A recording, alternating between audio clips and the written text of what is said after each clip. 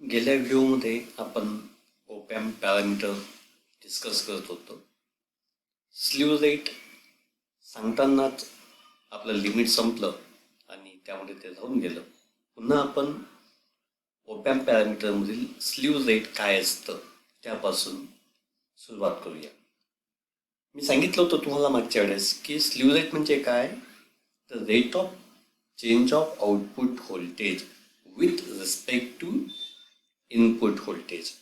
म्हणजे कसं, इनपुटमध्ये जर थोडा बदल होत असेल तर त्याच वेगाने आउटपुटमध्ये सुद्धा काय झाला पाहिजे, बदल झाला पाहिजे. नाहीतर कसं, मी जर सांगितलं शुभम उभा राहा, शुभम माझ्याकडे पाहिल, नंतर इकडे तिकडे पाहिल आणि मग उभा राहील, नो, तसं नको व्हायला. कसं, इनपुट दिल्याबरोबर त्याचं आउटपुट काय झालं पाहिजे, चेंज झालं पाहिजे. बऱ्याचदा ओपॅम्पमध्ये इनपुट जसं बदलतं तसं आउटपुट किंवा त्या वेगाने आउटपुट बदलत नाही. म्हणून ओपॅम्प निवडताना स्लीव रेट जेवढा जास्त असेल, समजा 2 ओपॅम्प तुमच्या समोर आहेत, एकाचा स्लीव रेट दुसऱ्याच्या स्लीव रेटपेक्षा जास्त आहे. ज्याचा स्लीव रेट जास्त तो ओपॅम्प बेटर. लक्षात येते ना? Slew rate is the maximum rate of change of output voltage to a sudden change in input voltage. लक्षात येते ना? इनपुट व्होल्टेजमध्ये झालेल्या अचानक बदलाला अतिशय वेगाने प्रतिसाद देण्याच्या ओपॅम्पच्या गुणधर्माला स्लीव रेट असं म्हणायचं. आणि हा स्लीव रेट कसा असला पाहिजे, जास्त असला पाहिजे.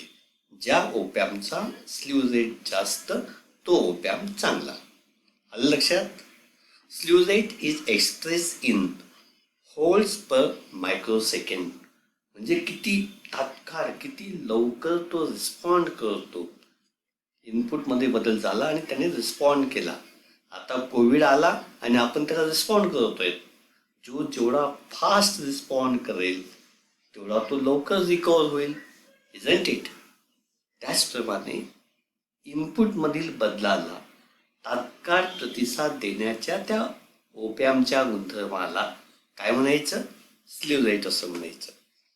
पुढचा जो पॅरामीटर इथं दिलेला आहे तो आहे CMRR. आपण डिफरन्शियल ॲम्प्लिफायर शिकतानाच CMRR काय असतं याविषयी मी तुम्हाला सांगितलेलं आहे. तुम्हाला माहिती आहे की ओपॅम्पमध्ये आपण डिफरन्शियल ॲम्प्लिफायर वापरतो. Input stage of op amp is differential amplifier. या डिफरन्शियल ॲम्प्लिफायरला 2 मोडमध्ये इनपुट दिले जातात. एक जे असतं ते डिफरन्शियल मोडमध्ये आणि दुसरं कोणतं, कॉमन मोडमध्ये. कॉमन मोड आणि डिफरन्शियल मोड ह्या 2 पद्धतीने आपण ओपॅम्पला इनपुट देतो, त्या डिफरन्शियल ॲम्प्लिफायरला इनपुट देतो. डिफरन्शियल मोडमध्ये इनपुट दिल्यानंतर जी गेन येते त्याला म्हणतो आपण डिफरन्शियल मोड गेन. आणि कॉमन मोडमध्ये इनपुट दिल्यानंतर जी गेन येते त्याला आपण कॉमन मोड गेन असं म्हणतो. डिफरन्शियल मोड गेन आपण समजा ADM ने दाखवलं, कॉमन मोड गेन आपण ACM ने दाखवलं. आठवत असेल तुम्हाला मागचं lecture? Yes. Then the ratio of differential mode gain to the common mode gain is known as CMRR. येते लक्षात? डिफरन्शियल मोड गेन आणि कॉमन मोड गेन यांचं जे गुणोत्तर असतं त्याला आपण CMRR असं म्हणतो. आयडियली आपण आयडियल कॅरेक्टरिस्टिकमध्ये पण CMRRचा उल्लेख केला होता. आयडियली CMRR हा इन्फायनाईट असतो, बट प्रॅक्टिकली त्याची किंमत खूप जास्त असते. ओपॅम्पचा CMRR जास्त असणे हे केव्हाही चांगलं. म्हणजेच जर तुम्हाला ओपॅम्प निवडायचा असेल तर ज्याचा CMRR जास्त असेल तो ओपॅम्प चांगला. Got it? हां. Then CMRR is the ratio of differential mode gain to the common mode gain. शेवटचा जो पॅरामीटर इथे मी दाखवलेला आहे तो आहे frequency response. What is frequency response? Frequency response is the relationship between input signal frequency and the gain of amplifier. 11वीत आपण शिकलेलो आहोत की आपण एखाद्या एम्प्लिफायरला इनपुट देतो. इनपुट म्हणजे कोणतं? AC input. एसीला काय असतं? फ्रिक्वेन्सी असते. वेगवेगळ्या फ्रिक्वेन्सीला तो एम्प्लिफायर कशा पद्धतीने आउटपुट देतो. म्हणजे 10 हर्ट्ज असेल त्यावेळेस आउटपुट काय म्हणजे गेन किती आहे. 20 हर्ट्ज दिलं त्यावेळेस आउटपुट काय गेन किती आहे. इनपुट सिग्नल फ्रिक्वेन्सी आणि एम्प्लिफायरचा गेन यांचं रिलेशनशिप ज्याने आपण दाखवतो त्याला म्हणतात फ्रिक्वेन्सी रिस्पॉन्स. मी ओपॅम्पची बँडविड्थ तुम्हाला सांगितली होती. The bandwidth of op amp is infinite. लक्षात घ्या. Op-amp can amplify the signal from few hertz to the megahertz. ज्याची फ्रिक्वेन्सी काही हर्ट्स असेल त्यापासून तर मेगाहर्ट्स पर्यंतच्या सिग्नल्सना वाढवून देण्याची ओपॅम्पची क्षमता आहे. म्हणजेच ओपॅम्पचा फ्रिक्वेन्सी रिस्पॉन्स जो आहे तो खूप चांगला असतो. It is nothing but the graph which shows the relationship between voltage gain and frequency of input signal applied to the op-amp. हे जे 8 पॅरामीटर्स आहेत या व्यतिरिक्त आणखी एक पॅरामीटर इथं माझ्याकडनं सुटला. तो पॅरामीटर तुम्हाला माहिती पाहिजे. कोणता पॅरामीटर आहे तो? ड्रिफ्ट. DRIFT. ड्रिफ्ट म्हणजे काय? तर टेम्परेचरमध्ये बदल होतो. पहा, बऱ्याच वेळेस तुम्ही आता इलेक्ट्रॉनिक्सच्या बऱ्याचशा वस्तू वापरतात. मोबाईल असेल किंवा दुसरे काही वस्तू तुम्ही वापरत असाल तर ते तापतात ना वापरताना. तर टेम्परेचरचा त्याच्यावरती काहीतरी इफेक्ट होतो. टेम्परेचर व्हेरिएशनमुळे जर ॲम्प्लिफायरचं आउटपुट बदलत असेल तर त्याला हा जो बदल आहे कशामुळे झाला? तो टेम्परेचरमुळे. त्याला म्हणायचं ड्रिफ्ट. येते लक्षात? मग ड्रिफ्ट म्हणजे it is the change in output with respect to what? Temperature. समजते ना? ही एक टर्म आहे. हा एक पॅरामीटर आहे जो आपल्याकडनं स्किप झालेला आहे. अशा प्रकारे आपण 8-9 पॅरामीटर पाहिलेत. परीक्षेला पुन्हा एकदा आयडियल कॅरेक्टरिस्टिकला जसं तुम्हाला 3 ते 4 मार्कांसाठी क्वेश्चन असतो, similarly on this topic also in board exam 3 or 4 marks weightage is given to this topic. म्हणजे 3 किंवा 4 मार्कांचे प्रश्न ह्या टॉपिकवरती विचारले जातात. काय विचारतात? तर व्याख्या लिहा. डिफाईन इनपुट बायस करंट और डिफाईन इनपुट ऑफसेट करंट और डिफाईन इनपुट ऑफसेट व्होल्टेज असं विचारलं जातं. किंवा state any 4 parameters of op amp and define them और एक्सप्लेन देम. अशा पद्धतीचे प्रश्न तुम्हाला क्वेश्चन पेपरमध्ये असतात. म्हणून तुम्ही हे 8-9 पॅरामीटर मी जे सांगितले ते व्यवस्थित करा. एकदम सोपे पॅरामीटर आहेत. इनपुट बायस करंट काय असतं? तर बायस करंटचा ॲव्हरेज असतो IB1 plus IB2 divide by 2.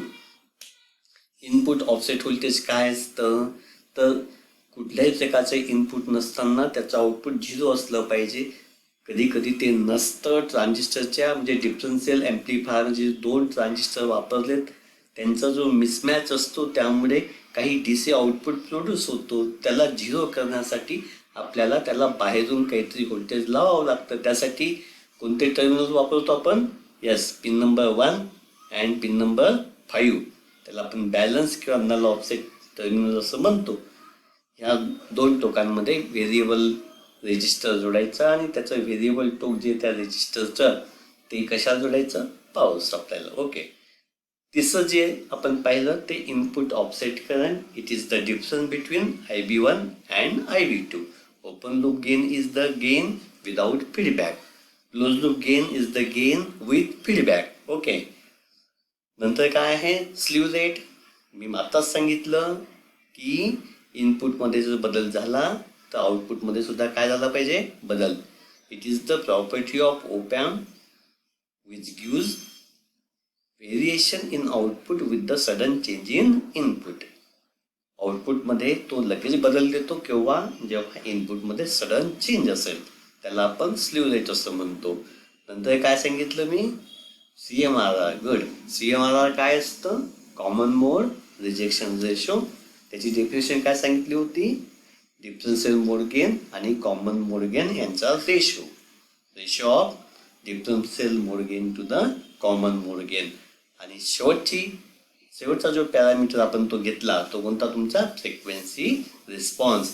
आणि मी ज्याच्यात ह्या लिस्टमध्ये नाही दिलेला पण मी सांगितलेला तो म्हणजे drift. What is drift? Drift is nothing but the temperature output produce or there is variation in the output due to the temperature change, त्याला म्हणतो आपण ड्रिफ्ट. आणि ओपॅम्पमध्ये हे ड्रिफ्ट असेल किंवा कॉमन मोडचे जे नॉईज सिग्नल असतील, हे नॉईज सिग्नल रिजेक्ट करण्याची त्याची क्षमता खूप चांगली असते आणि म्हणून आपण ओपॅम्प वापरतो. या सगळ्या डिस्कशनमध्ये तुमच्या लक्षात आलं असेल की ओपॅम्प निवडताना आपल्याला पॅरामीटर्स माहीत असणं आवश्यक आहे. प्रॅक्टिकल जेव्हा तुम्ही करता त्यावेळेस तुमच्या लॅबमध्ये एक ओपॅम्प असं तुम्ही घेतात, काहीतरी त्याच्यावर लिनियर किंवा नॉन लिनियर जे ॲप्लिकेशन आपल्याला शिकायचे त्यातले ॲप्लिकेशन करतात.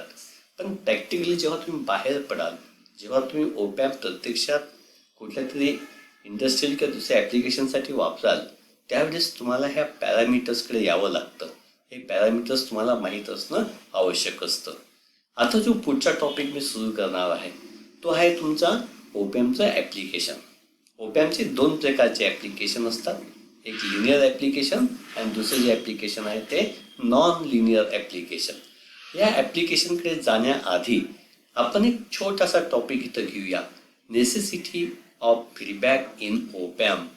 ओपॅम्पला फीडबॅकची गरज का भासते. मी मगाशी सांगितलं ओपन लूप गेन, ओपॅम्पची ओपन लूप गेन कशी असते, खूप जास्त असते. ओपन लूप गेन खूप जास्त असल्यामुळे काय होतं, विदाऊट इनपुट तो काय प्रोड्यूस करतो, आउटपुट प्रोड्यूस करतो. आमचा बंड्या आहे, त्याचं गेन खूप जास्त आहे. त्याचा बॉस म्हणतो बंडू हे करून टाक, बंडूची गेन जास्त आहे, तो लगेच म्हणतो यस सर. पण हे म्हणजे काय माहीत नाही. Without input he is producing output. चालेल का असं? नाही. आपल्याला जर प्रॅक्टिकल पर्पजसाठी ओपॅम्प वापरायचा असेल तर आपल्याला त्याची गेन नियंत्रित करणे, कंट्रोल करणे आवश्यक आहे. यासाठी आपण ओपॅम्पची गेन कंट्रोल करण्यासाठी फीडबॅक वापरतो. एक फिगर मी तुम्हाला इथं दाखवतो. तुमच्या त्या फिगरवरून लक्षात येईल की फीडबॅकची गरज काय असते. हा ओपॅम्प आहे, याला कोणत्याही प्रकारची गेन लावलेली नाही, फीडबॅक लावलेली नाही आहे. This is op amp. This one is inverting terminal, this one is non inverting terminal. Input is given to the inverting terminal, non inverting terminal is grounded. Output is taken at its output terminal through resistor, load resistor आहे. काय होतं, याची gain खूप जास्त असल्यामुळे इनपुटमधील थोड्याशा बदलामुळे सुद्धा त्याचं जे आउटपुट आहे त्याचं जे आउटपुट आहे ते हे म्हणजे हे आपलं सप्लाय व्होल्टेज आपण लावलं, समजा 12 सप्लाय व्होल्टेज, मॅक्सिमम आउटपुट काय मिळेल 12 व्होल्ट, पण इथं काय मिळते 12पेक्षा जास्त. तर हे काय होईल, हे कट होईल. लक्षात घ्या, हे इनपुटची वेवफॉर्म आणि आउटपुटची वेवफॉर्म सारखी जाणार नाही. हा प्रॉब्लेम ओपन लूप गेनमध्ये येतो. म्हणून आपल्याला ह्या ओपॅम्पची गेन काय करायला लागते, कंट्रोल करायला लागते. समजते ना? To control the gain of op amp we need feedback. त्यासाठी आपण फीडबॅक वापरतो. आपल्याला गेन कंट्रोल करायची आहे, वाढवायची नाही आहे. वाढवायचं असेल तर पॉझिटिव्ह फीडबॅक. आपल्याला कंट्रोल करायची म्हणजे कोणती फीडबॅक वापरावी लागेल आपल्याला, निगेटिव्ह फीडबॅक. येस, ओपॅम्पमध्ये आपण कोणती फीडबॅक वापरतो, निगेटिव्ह फीडबॅक वापरतो, हे लक्षात घ्या. ठीक आहे. आता आपण थोडंसं इथं थांबूया. पुढच्या लेक्चरमध्ये मी तुम्हाला ओपॅम्पचे लिनियर ॲप्लिकेशन आणि नॉन लिनियर ॲप्लिकेशन काय असतात हे सांगेल. प्रत्येक ॲप्लिकेशन आपण डिटेलमध्ये अभ्यासूया. तोपर्यंत बाय, थँक्यू.